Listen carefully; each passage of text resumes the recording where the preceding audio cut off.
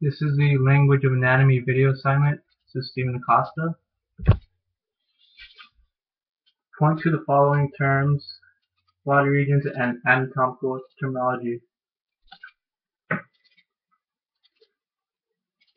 So this is the hallux for the toes, auxiliary right here, which is the armpit, the buccal, which is the cheek right here on the skeleton, pollex would be the wrist right over here,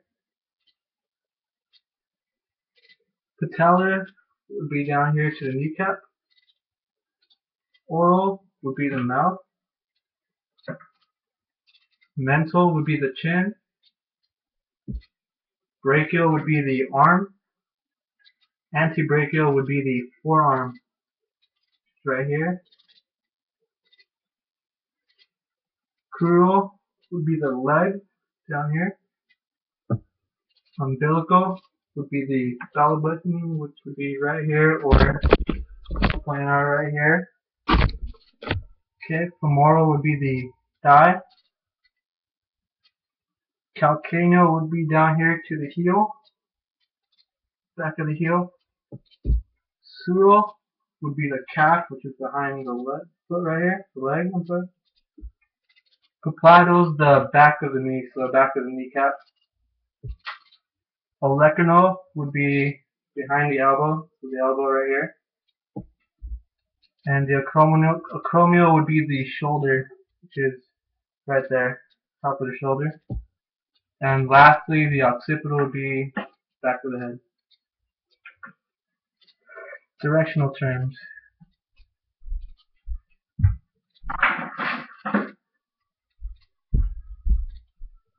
Okay, head is superior to the sternum, so that means head is superior, it's above the sternum. Olecranon is distal to the acromion. So that means it's further away to the acromion. So, for example, acromion is right here, the olecranon is down here. So it's distal, it's further away. Axilla is proximal to the brachium. So the axilla is going in between the brachium. Nose is medial to the eye, so it's going in. So two eyes and you're going in. Elbow is proximal to the carpus, so it's really close. So the elbow's right here, and it's proximal to the carpals. Sternum is anterior to the vertebral column, so the sternum is in front of the vertebral column. So sternum, and then there's your vertebral column back here.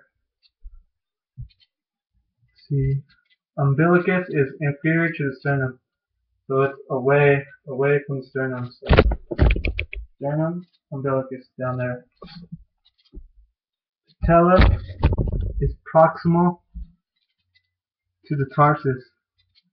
So it's it's near distance to the tarsus, which are like down there, so very close, proximal. And then lastly, the ears are lateral to the nose, so they're going out, they're lateral. Nose, ears are going out. Okay. Now I'm going to go through the 9 abdominal regions. I don't have tape, so I used a sheet of paper, and I just drew it out.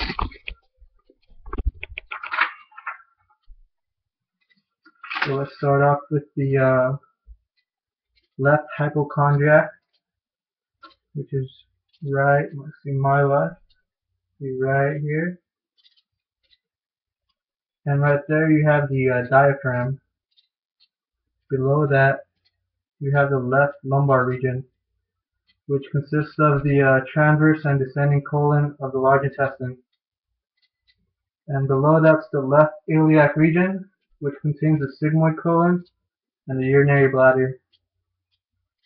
Now shifting to the middle, right here.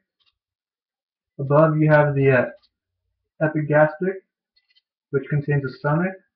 Right below that you're in the umbilical region, which contains the small intestine. And then further down you have the hypogastric region, which contains the urinary bladder. Now to the right, starting down here this time, you have the right iliac region, which consists of the cecum and the appendix. Above that, you have the right lumbar region, which consists of the ascending colon of the large intestine. And lastly, above that, you have the right hypochondriac region, which consists of the liver and the gallbladder. And that's it.